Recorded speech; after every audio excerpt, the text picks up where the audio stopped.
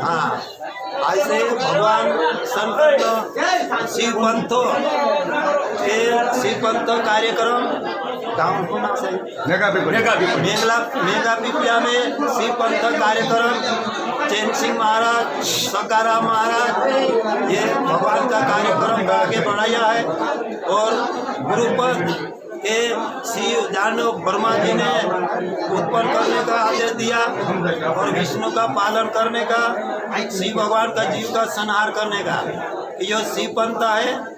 और चैन सिंह महाराज को गुरुपद दिया जाएगा शिव पंथ के कार्यक्रम में सब भाइयों बहनों सब मिलके जहाँ भगवान शंकर के कार्य आगे बढ़ाए।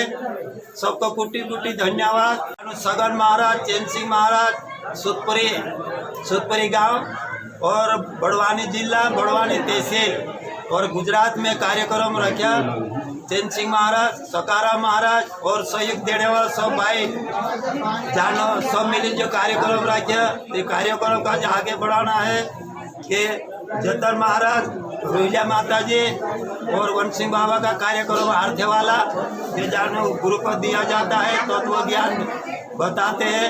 ये भगवान शिव शंकर का कार्यक्रम।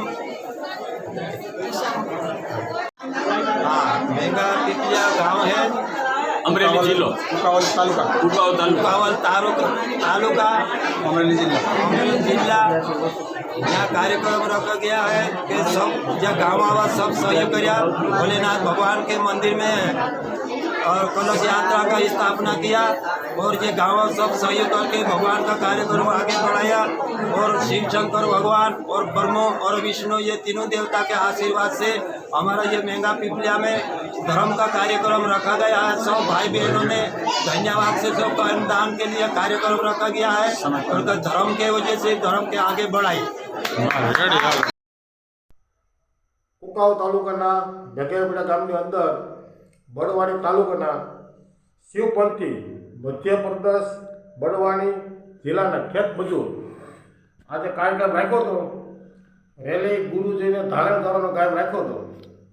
ભાઈઓ બહેનો બીજાના તાલે નાચ્યા હતા। ગુરુને બગીમાં બેસાડી અને આશીર્વાદ લીધા હતા।